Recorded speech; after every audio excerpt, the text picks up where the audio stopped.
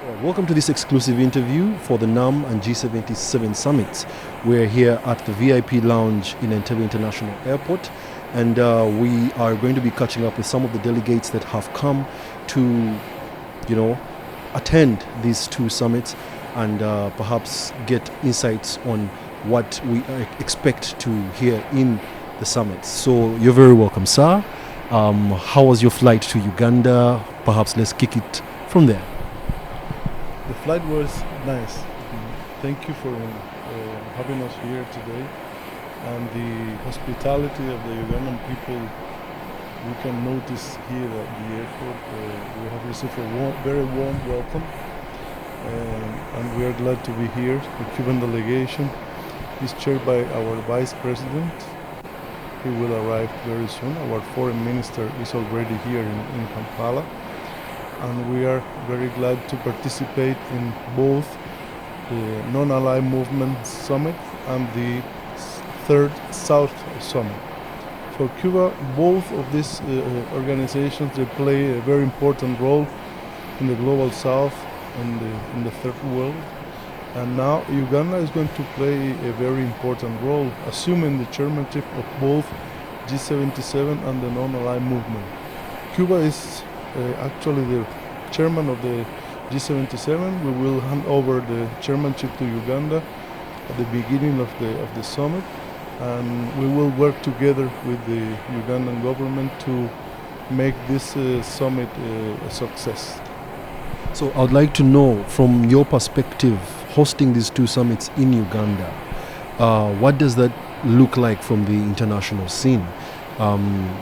First and foremost, the vote of confidence that Uganda should host these summits is something that we do not take lightly, and I would love to know what your thoughts are from that perspective. Well, it's a great challenge to host both summits of the G77 and the Non-Aligned Movement.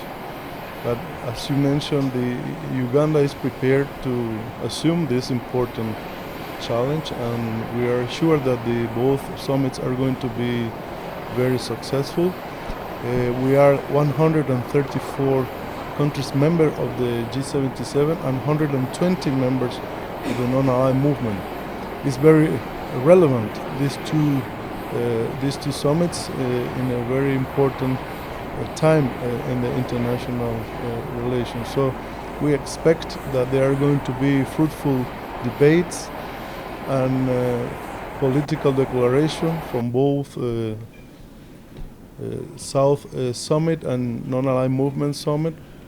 We expect also that the issue of Palestine, of course, will be in the center of the debate because of the situation in Palestine, because of the more than 100 days of bombing, of massacre against the Palestinian people. And we are prepared to be together with Uganda and other countries of the South to celebrate these two important summits. And the outcomes, the most important is that the outcome of these two summits will help the developing world, will help to face important challenges like the poverty, will help to face the challenge of to have more unity within our movement, to also to work together for the fulfillment of the SDGs, the social development goals, and the Agenda 2030. And in general, we expect fruitful debates and very solid and important results. And we really thank and congratulate the Ugandan government for the way they organize these two summits. And we are very glad to be here today. So, of course, the Global South, most of the countries are highly indebted. And also knowing that G77 and plus China, then also the NAM summit also will be addressing both economic and some political objectives. But I would like to know, in the perspective of debt management, what do you think is the way forward for developing countries, of course, in the advent of climate change and the likes? How do we address, say, debt burden in countries that are developing?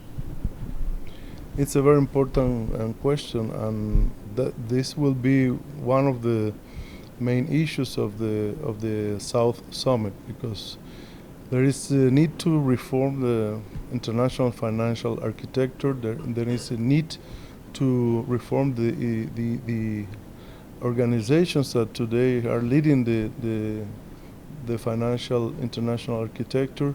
There is a need to provide debt relief. There is a need to provide cooperation to the countries of the South. There is need to also to cooperate in the environmental issues and the climate change. We had recently the COP28 in Dubai, which was a successful conference, but there is much to be done. We have here with us our chairman of the G77, and he could go more in details in these issues. Thank you very much, sir. All right. So, ladies and gentlemen, that's Mr. Geraldo Penalva Porto, the first Deputy Minister of Foreign Affairs and Permanent Representative in the United Nations. Yes, join us for more exclusive interviews we'll be sharing with you later.